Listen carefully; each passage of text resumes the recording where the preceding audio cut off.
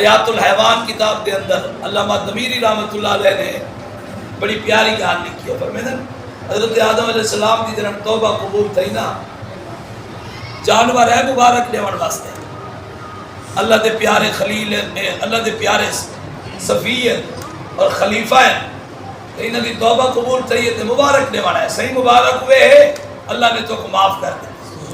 300 سال رو دے رہی ہے، 300 سال.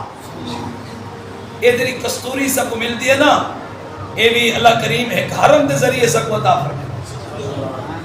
جانور ہے نا مبارک دیوان واسطے، حرم بھی ٹور پیا.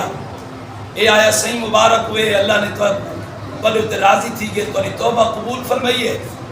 آپ نے آدم علیہ السلام آپ نے حرم دے کنڈ دے اتے ہاتھ پھیرا، فرمایا اللہ تے کوئی برکت دے. یہ حرم جو ہاتھ پھروا تے واپس کیا، اللہ کریم نے یہ ناف جو کستوری دی خوشبو پیدا فرمائی.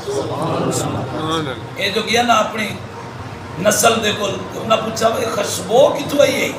انہاں کہ آدم سے گیا مبارک دے وڑ بستے. آدم سے ہاتھ پھیرے اللہ نے خوشبو پیدا کر دیتی ہے. انہاں کہ اسائی ونیوں اسائی وانتے ہاتھ پھرواؤں، وہ سارے ہرنیاں کٹیا تھی تے ٹور پیا. آدم علیہ السلام دے کو صحیح مبارک ہوئے ہے، اللہ نے توری توبہ قبول فرمائی ہے. آپ کی عادت ہے نا ہاتھ پھیرے نے فرمایا اللہ تو کوئی برکت دے دے.